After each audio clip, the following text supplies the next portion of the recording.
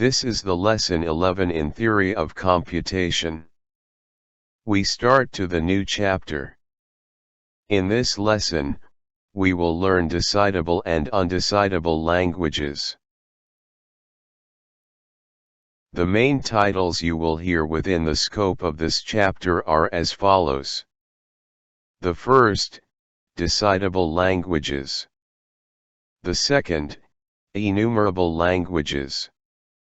The third, undecidable languages.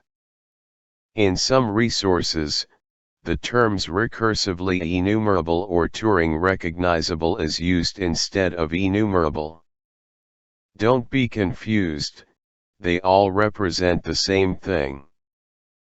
The representation of the tools we learned in this course in terms of decidability is shown in the figure.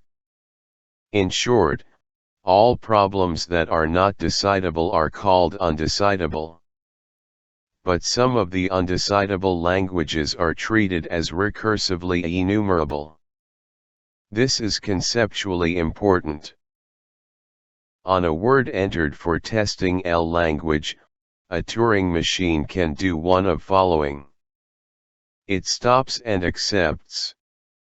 It stops and rejects.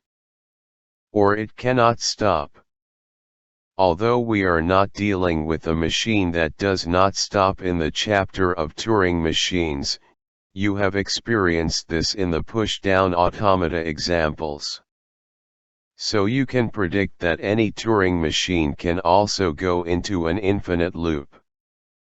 Now we will talk about the formal definitions of the term decidability on machines which can stop or not stop. If a Turing machine prepared for an L language guarantees to stop, by making a decision of accept or reject on every word entered by a user, then the L language is called decidable language. Recursively enumerable or Turing recognizable languages are a bit different from decidable ones. L language is called recursively enumerable or Turing recognizable, if a Turing machine prepared for L stops by accepting words that are elements of L language, but cannot guarantee stopping on words that are not elements, sometimes rejecting but sometimes not terminating. If a Turing machine cannot terminate on L language, in other words neither. If any Turing machine cannot guarantee terminate in words that are elements of the language, or, if any Turing machine cannot guarantee stopping on words that are not elements of the language, that L language is called as undecidable. Remember, we started this lesson by learning deterministic finite state automata, namely DFA. We will now interpret the state of the DFA in the Turing machine. We can implement any DFA language on JFlap to represent the Turing machine, and the code can decide a word is element of that language or not. We can be sure that our code will terminate absolutely.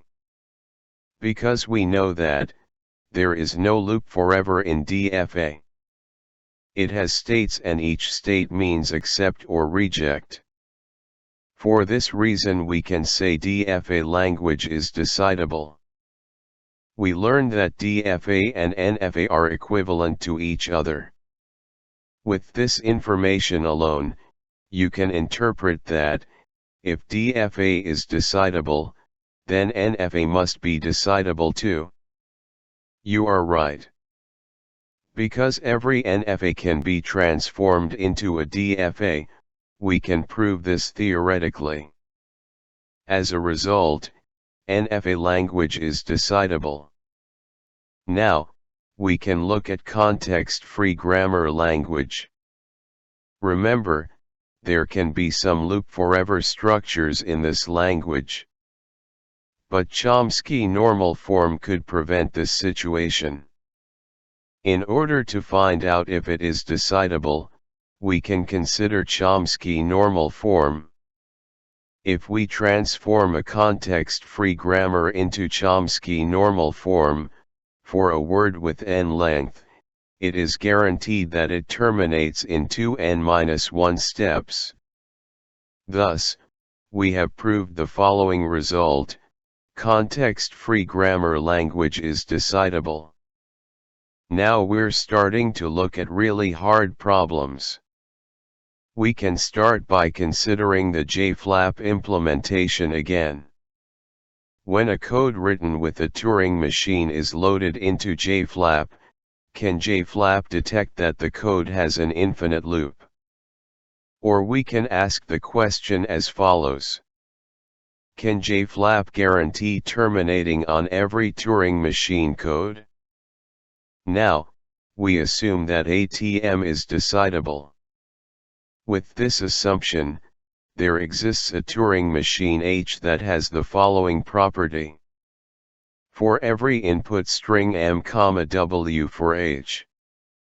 If m, w is element of ATM, then H terminates in its accept state.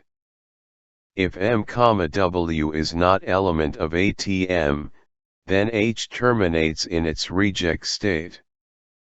Here, you can think of H as JFlap and M is just another Turing machine code to run on a word. If M can terminate on W word with accept, H will also accept, otherwise H will reject. We create a new Turing machine D to run on M. You can think of D as a compiler and M is just another Turing machine code to run on D. The D compiler is executed as follows. Run the Turing machine H on the input m, m. Here we are sure that H terminates. For this reason, we don't write any situation about H not stopping in D codes. Then D decides by considering the result of H. If H terminates in its accept state, then D terminates in its reject state. If H terminates in its reject state, then D terminates in its accept state. Now we can test it. Imagine that we load D itself as code into the D compiler again. Already the D compiler was testing the loaded code by sending its own codes as strings via H. So there is a conflict here. This is the part you will struggle to understand. If program D could accept its own codes as strings and stop, then program H would still accept D codes on the D string. But this time, the D compiler, which indirectly refers to the H compiler, will say that the D program rejects the D string, relying on H's decision when making a decision. There seems to be something wrong.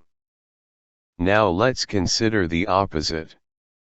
If program D rejected its own codes as strings or could not stop, program H would still reject D codes on the D string. The D compiler, relying on the H compiler, will also say, the D program accepts the D string. Again, there is a contradiction. Therefore, it would not be correct to say that the ATM language is decidable. Based on the Church-Turing thesis, we can say that the same problem can occur in a Java programs.